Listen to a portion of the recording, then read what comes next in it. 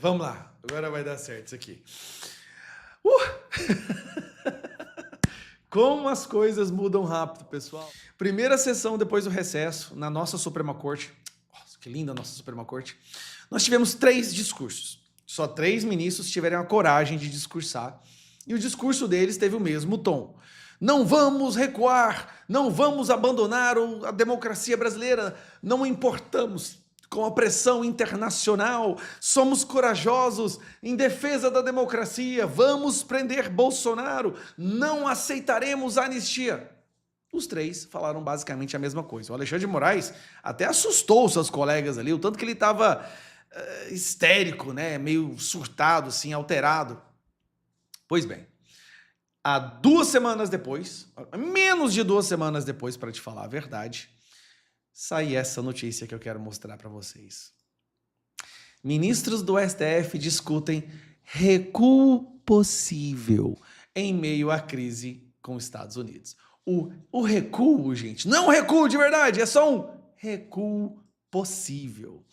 Integrantes do STF discutem em conversas reservadas uma saída para amenizar a pressão dos Estados Unidos e evitar recuo no julgamento de Bolsonaro. Então, eles estão criando uma maneira de recuar sem parecer que recuaram. Vamos lá, vamos ver a matéria? Em conversas reservadas, ministros do Supremo Tribunal Federal discutem uma espécie de recuo possível. Adoro como esse aqui, né? Para a corte diante da crise com o governo dos Estados Unidos. A proposta em debate consiste em anistia pós-condenação para Bolsonaro e outros réus que serão sentenciados golpe de Estado. Peraí. Então, qual que é o recuo deles? O recuo deles é o seguinte, vamos entender. Olha, se a gente recuar agora, vai ficar muito feio e nós já vamos ficar mais descredibilizados que já somos no Brasil.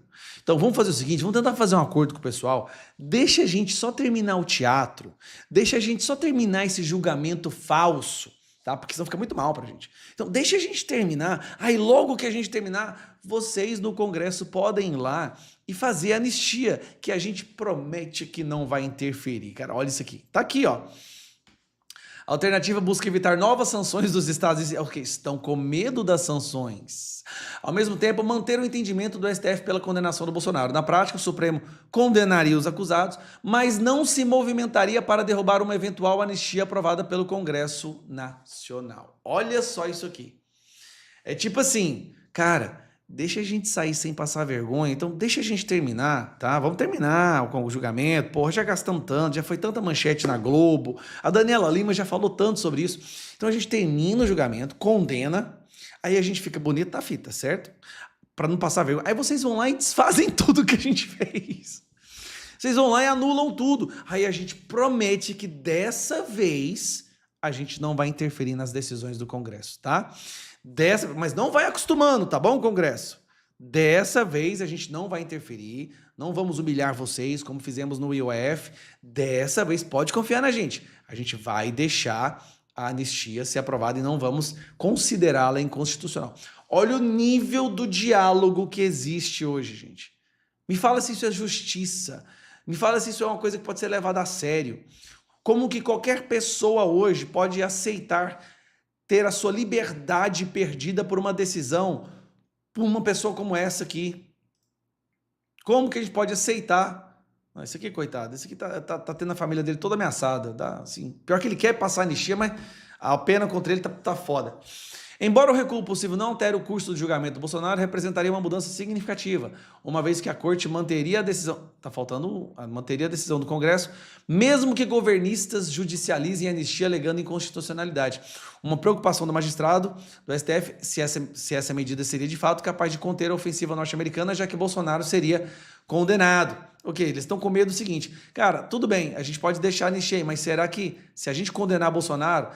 Resumindo, tá? Deixa eu explicar para vocês. Eles estão cagados, com muito medo.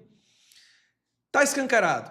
Violaram direitos humanos, perseguição política, desrespeito ao nosso devido processo legal, desrespeito à Constituição, censura de cidadãos americanos, ataque a empresas americanas, pedida de extradição de jornalistas pelo mundo afora. Tá muito vergonhosa a situação da nossa Suprema Corte. Muito, muito vergonhosa. E agora o medo deles é o seguinte, cara, nós brincamos com fogo, agora vamos ser sinceros, tem uma solução. Amigos, eu sei que os assessores do STF aí me assistem, tem uma solução. Larguem a mão do Moraes. É simples. Ou o Moraes vai levar toda a Suprema Corte brasileira para uma lama histórica.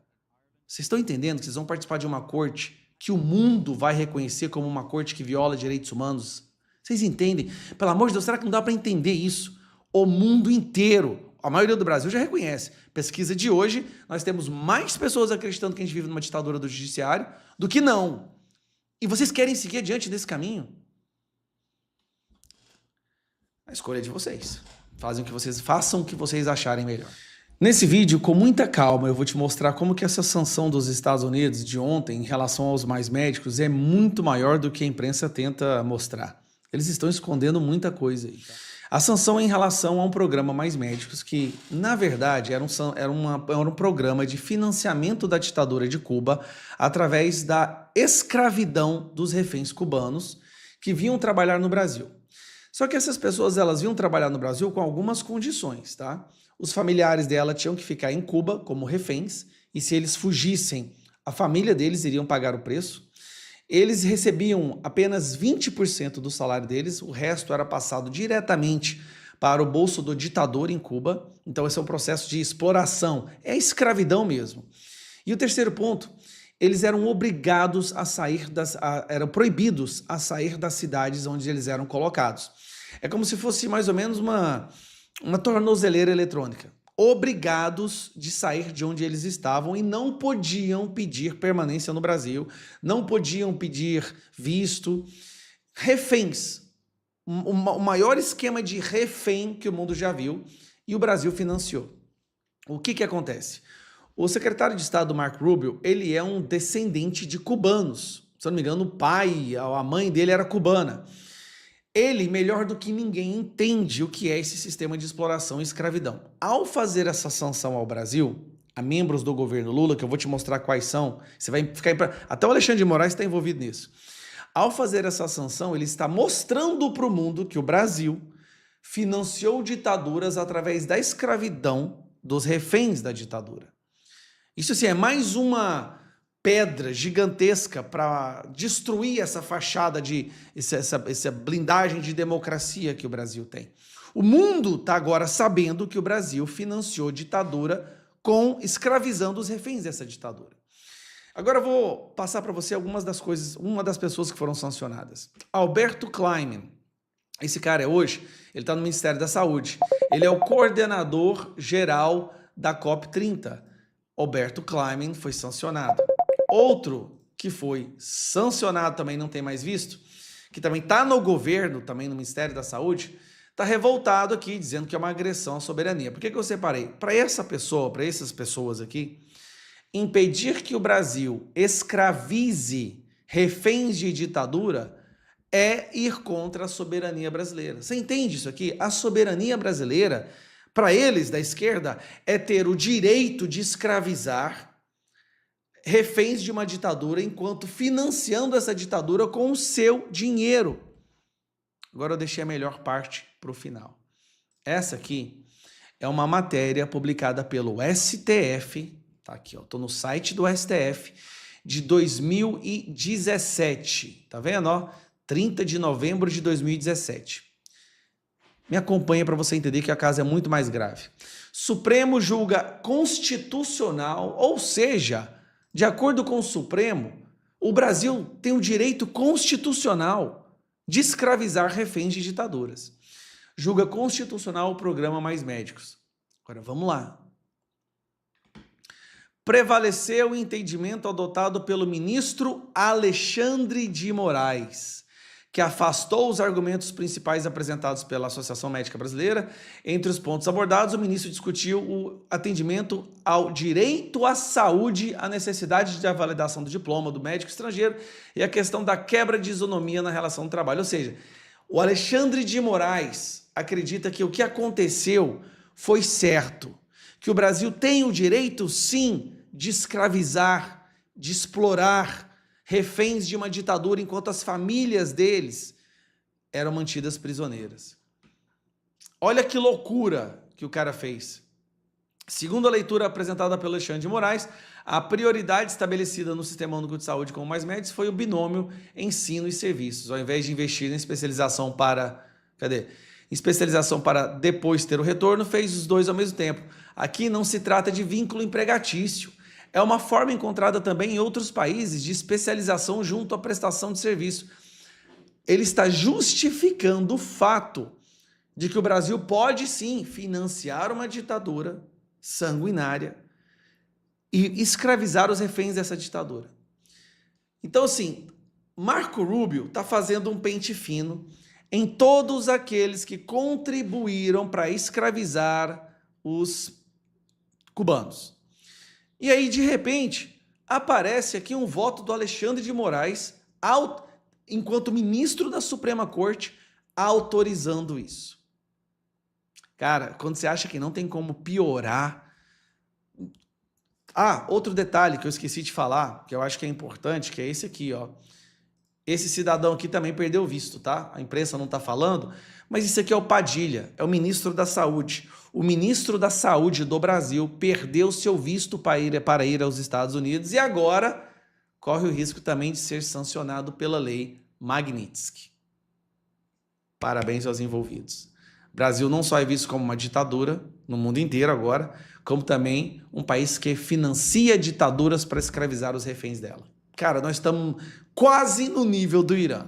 Mas antes de você ir para o próximo vídeo, eu quero pedir a sua ajuda. Para a gente vencer o sistema de desinformação no Brasil, a gente tem que ajudar as imprensas, a imprensa verdadeira que fala a verdade, que não aceita dinheiro público. É por isso que eu sou parceiro da Gazeta do Povo. Gazeta do Povo, gente, sabe quem escreve aqui? Nicolas Ferreira, Marcel Van Hatten, Cristina Grêmio, Rodrigo Constantino, um jornal que fala a verdade e já foi muito atacado por isso. Apenas R$ 4,90 a mensalidade para você se tornar um assinante da Gazeta do Povo. 80% de desconto se você assinar agora. É só você usar esse QR Code que está aqui, ou o link que eu estou deixando na descrição, ou também fixado nos primeiros comentários. Para destruir a mentira, vamos fortalecer a verdade. Imagine a Gazeta do Povo superando a Folha de São Paulo e se tornando o jornal de maior assinaturas no Brasil. Já é um gigantesco passo para a gente resgatar a sanidade. Um abraço. Mas antes de você ir para o próximo vídeo, eu quero pedir a sua ajuda. Para a gente vencer o sistema de desinformação do Brasil, a gente tem que ajudar as imprensas, a imprensa verdadeira que fala a verdade, que não aceita dinheiro público. É por isso que eu sou parceiro da Gazeta do Povo. Gazeta do Povo, gente, sabe quem escreve aqui? Nicolas Ferreira, Marcel Van Hatten, Cristina Grêmio, Rodrigo Constantino, um jornal que fala a verdade e já foi muito atacado por isso. Apenas R$ 4,90 a mensalidade para você se tornar um assinante da Gazeta do Povo. 80% de desconto se você assinar agora. É só você usar esse QR Code que está aqui, ou o link que eu estou deixando na descrição, ou também fixado nos primeiros comentários. Para destruir a mentira, vamos fortalecer a verdade. Imagine a Gazeta do Povo superando a Folha de São Paulo e se tornando o jornal de maior assinaturas no Brasil. Já é um gigantesco passo para a gente resgatar a sanidade. Um abraço.